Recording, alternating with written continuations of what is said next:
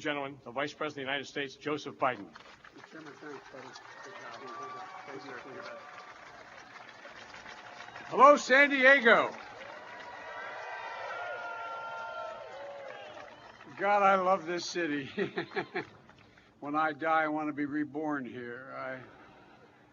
I was telling my granddaughters on this trip with me that used to be able to say, I think I'm wrong by one city, that more days of sun here than any other major city in the United States. I keep saying that. I think there's one other, but anyway. But what a great, great city, and what an incredible port.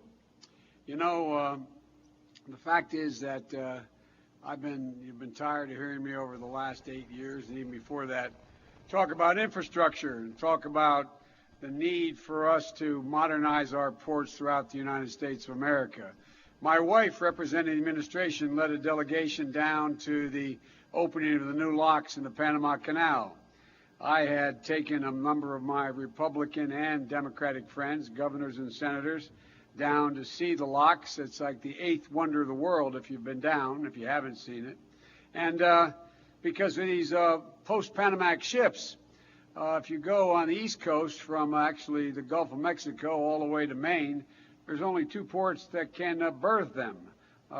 It is absolutely bizarre that we are not doing more for infrastructure. But here in San Diego, you're ahead of the curve for a whole range of reasons. And, you know, one of the things that, and let me say to the military that's here, thank you for your service, and thank you for all you do for us.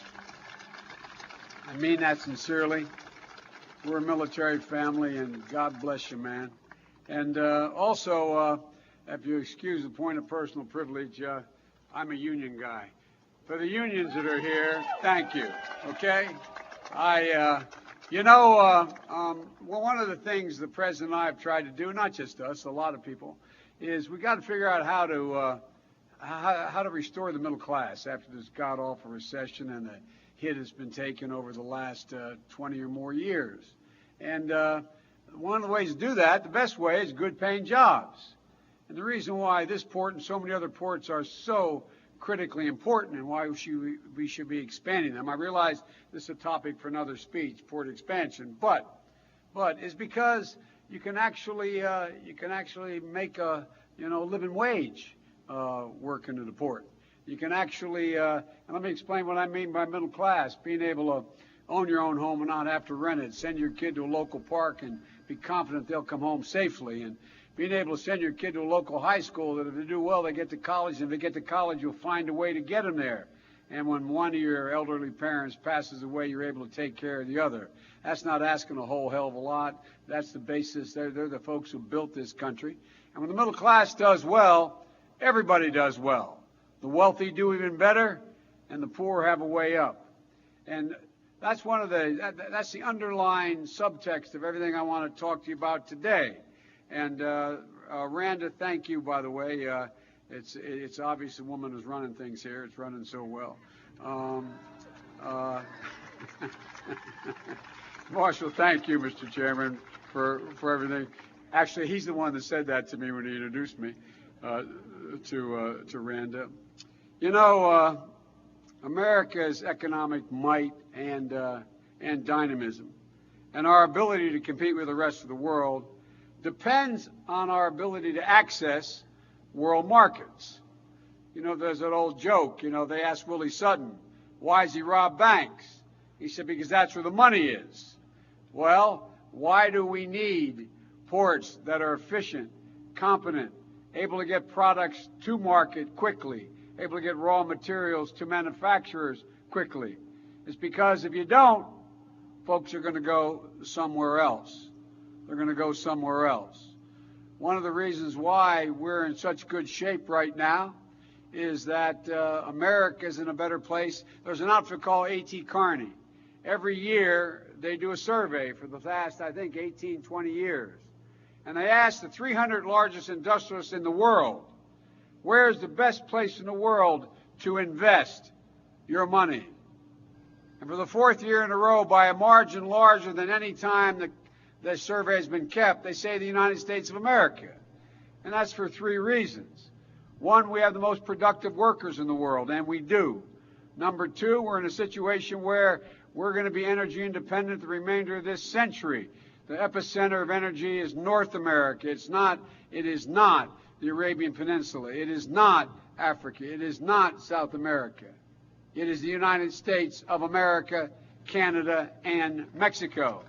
And so, folks, we also have the single best research universities in the world. That's why almost every new invention, every new breakthrough has stamped on it, made in America. We're the most innovative people in the world. The most innovative people in the world. And thirdly, we're in a situation where we have venture capitalists that are prepared to invest in things that work. But ladies and gentlemen, the fact is that if you think about it, compared to the rest of the world, we are better positioned. We've created more jobs than all the rest of the industrial world combined since the god-awful recession. We still have a long way to go. We've gone from crisis to recovery. We're on the verge of resurgence. But the point is, of all of this, is that trade matters. This is a global economy. Not all the effects of globalization are good. But what Americans have always done is they've always bent reality to the benefit of Americans and American workers. With every new industrial change in the world, we have adapted. And ladies and gentlemen, the fact of the matter is that right here in San Diego, that dynamism flows through this port.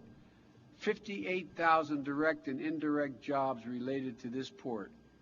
As the chairman pointed out, nearly $8 billion in economic activity, not just for the companies involved in trade, but for businesses and workers, from customers, from local diners to gas stations to hotels.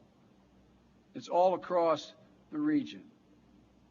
But to ensure American workers and businesses have a fair shot in equal access to those world markets and aren't put at a competitive disadvantage by cheating, we have to enforce the rules of the road that govern global trade. Since day one, our administration has enforced our trade laws aggressively, more aggressively than any administration in the past, using more tools and going after bigger cases than ever before. And today I want to talk about a couple of ways we've done that and why we have to continue it for the benefit of the American worker. First, we have filed 21 cases with the World Trade Organization, the group that settles trade disputes among the 160 countries that belong to the WTO. There's a lot at stake. We need to sell to customers abroad. 95% of the world's customers are over there. They're beyond our shores. 95% of the world's customers. We have the best products in the world. So we have to make sure they have equal access, both here and abroad. Exports support 10 million jobs today, around 1/8 of our gross domestic product. Today, I'm here to announce that the 13th WTO case we're filing against China, and it's the 22nd one we filed since 2009. And we've won every single case that's been decided by the WTO. And I'm confident we'll win this one. Here's what's happening. When companies in China ship raw materials abroad, they put a tax on the raw material that comes from China. That drives up the cost of those materials for the buyers in other countries and puts American companies at a disadvantage in competing to sell the products that need those raw materials. Let's say you're an American manufacturer that needs graphite to make refrigerators or batteries. You have to import because we don't produce graphite here at home. And because China taxes the export of graphite 20%, American companies pay more for graphite than the companies competing with them in China, making batteries and refrigerators and whatever else is needs graphite. And any business owner will tell you it's tough to compete when you're paying 20% more for the raw material than your competitor is. And it's not just graphite. It's key materials like tin and copper that are used everywhere from cars to electronics to semiconductors. But with the action we're taking today, we're aiming to change that. Here in San Diego alone, let me tell you what I mean. Qualcomm is going to, when we win, pay less for Chinese tin than it pays now, and no more than any Chinese company, because Qualcomm makes semiconductors. It will reduce the cost of them making those semiconductors and make them more competitive, not only in this market against Chinese companies, but worldwide. It's a worldwide market. DJO Global will pay the same price for cobalt when it makes medical devices that its Chinese competitors pay, making the competition at home and worldwide fair. And when it's fair, America wins. When it's fair, America prevails.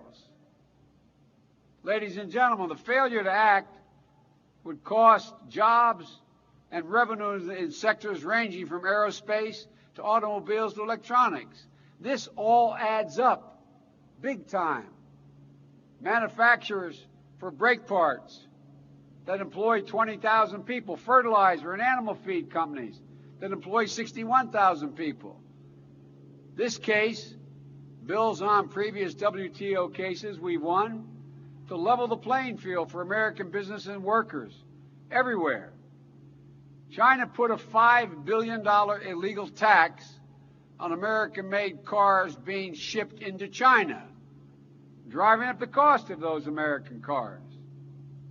We're taking away market, meaning fewer people working on the assembly line, fewer American cars, which are better made, more competitive than other cars moving into China. We filed a case against them. We won. We won for the 926,000 workers in the automobile industry that are back selling the best cars in the world and more than ever did. And by the way, for those who didn't like me pushing to bail out the automobile industry, go to hell. It doesn't matter. It worked.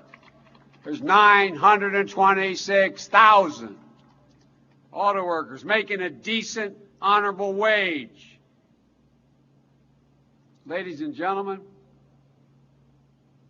the previous government in Argentina illegally shut out a wide array of American products, from electronics to cars to parts for medical devices, costing American companies tens of millions of dollars in potential exports and American jobs. We filed a case against them. We won. Today, the United States exports $9.2 billion worth of electronics, machinery, aerospace parts, chemicals, and plastics made in California, Illinois, Michigan, Florida, exports them to Argentina. They're able to compete and export to here. That's okay. All we want is a level playing field. Whenever it's level, we do just fine. We do just fine. 4 years ago, we filed a case against the country of India because it was refusing to allow poultry to be brought into its markets. Hurting an industry, thousands of farmers from Georgia to Arkansas to my home state of Delaware. In 2015, we won. By the time India finishes complying with the WTO ruling, it will mean an additional $500 million in exports of American poultry abroad. That's a big deal. That's a lot of jobs. That's what standing up for 50,000 American farmers looks like. We also filed a case and won against Peru, Colombia, Honduras, and South Africa on everything ranging from intellectual property to pork, beef, solar panels, and timber. Folks, the point is simple. We are demanding Not asking, we're demanding that other countries abide by the letter and spirit of international obligations they sign on to. In the past, they've been reluctant to do that. Would that hurt relations in other areas? Would that impact on our foreign policy? Would that, in fact, affect industries that are invested here? This is about American jobs. We're going to continue to be as aggressive as we can when any country violates agreements they've made, hurting American business, American entrepreneurs, and American workers. Another way we've made sure the countries pay for violating the law is penalizing them when they don't abide by the law. The motivations in other countries are clear. Some countries are trying to keep workers in their industries, unprofitable industries that can't compete, keeping them alive. How do they do it? What they do is they subsidize the product they're making, so it can be sold much cheaper. They're not making any money. It's an employment project they have. But their employment, unable to make a product that can compete, cost Americans jobs. Others want their companies to take up market share, crowd out competitors. It's real simple. Look at the steel dumping cases. They sell steel below cost. Below the cost it costs them to make it and ship it. Why do they do that? Say, what the hell, we wouldn't do that. American company can't stay in business. Well, they do it for a simple reason. To shut down American steel manufacturers. Put them out of business. Grab the share market. Once the market is controlled, prices can be raised. It's not a new idea. It happened with the robber barons back in the late 1800s here in America. But ladies and gentlemen, we've sat by too long. Countries do this, as I said, with products like steel and rubber, aluminum, all the time to gain unfair share of a globe, not just our market, but a global market, crowding out American companies in an attempt to try to put them out of business. When countries do these things, we act. Under the World Trade Organization, we're allowed to levy a tax, assuming we get the decision, and we have, a tax on import of those foreign goods in the amount of the subsidy or the amount the dumping cost to cover the difference. We've been vigilant doing this, and we've won. We have put in place 338 duties, that is, taxes on their illegal behavior, from nearly 40 countries that engage in these unfair trade practices. The total amount has meant an extra $1.2 billion they've had to pay for their unfair behavior. Last year alone, we initiated another 62 investigations of countries we believe are disadvantaging U.S. companies. The most cases filed in 14 years. Folks, it's simple. Agreements aren't worth the paper they are written on unless they are enforced. One of the reasons so many Americans are upset about trade is because we have not adequately enforced them, these agreements. There's always been other considerations. We're not afraid to make it clear to any country we deal with, as long as you play by the rules, you beat us fair and square, it's yours. But don't try to stack the deck against us. Well, why do we want fair trade agreements? As I said, because that's where the customers are. 95% of the world's consumers live outside our borders. Let me make something clear. By all objective indicia and data that's available, we make the best products in the world, by and large. Number one. Number two, our workers, by every independent study, show they are 3 times as productive as workers in Asia and more productive than workers in the EU. How many of you heard all during the 90s how Japan was going to own us? They were going to buy up everything. Japan Incorporated. We couldn't compete. Then you heard about how, oh man, I tell you what, the European Union, we can't compete with them. 385 million people, man. We can't do it. And then China's going to eat our lunch, own us. I want them all to do well. I mean this sincerely. I want them all to do well economically. Then they have enough money to buy our products. They have enough money to buy our product, grow the world economy. But ladies and gentlemen, raise your hand if you trade places economically with any one of those entities I named.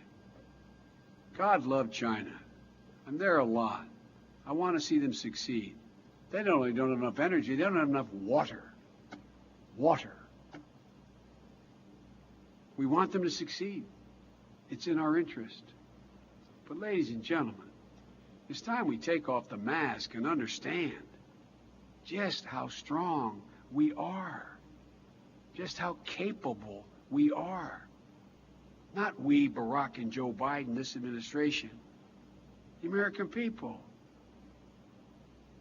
It comes down to competition. It's fundamental to who we are. I was with I shouldn't go into that, but I was with a couple foreign leaders. They're asking me why I was so confident, why I wanted to see them succeed. I said, so we can sell you our products. They said, what makes you think you can do that? I said, we make better products. And by the way, we do. We do. Over the last 8 years, because of the grit and determination of the American people, and to be very blunt about it, some of the very tough, unpopular decisions the President had to make, we've gone from crisis to recovery and the cusp of resurgence here. The United States is better positioned in the 21st century to be the leading economy in the world for this century than it even was in the 20th century. We have everything.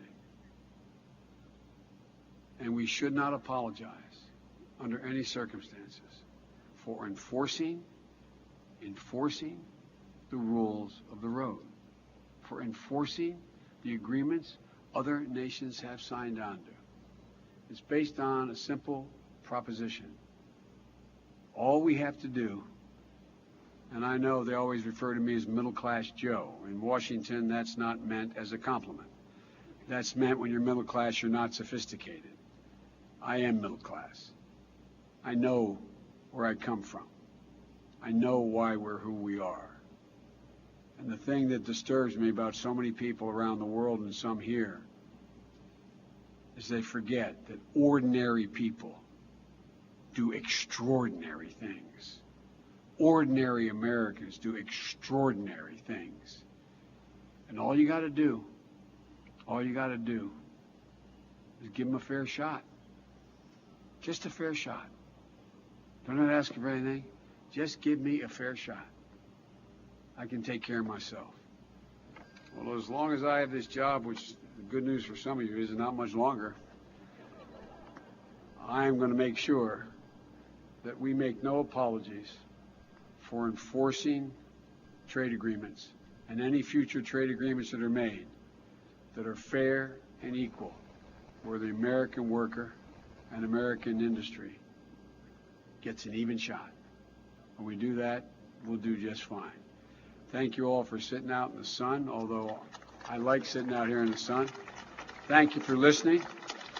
God bless you all, and may God protect our troops. Thank you, everybody. Thanks for what you do here at this port. Thank you. All right. I'm over here. I'm over there.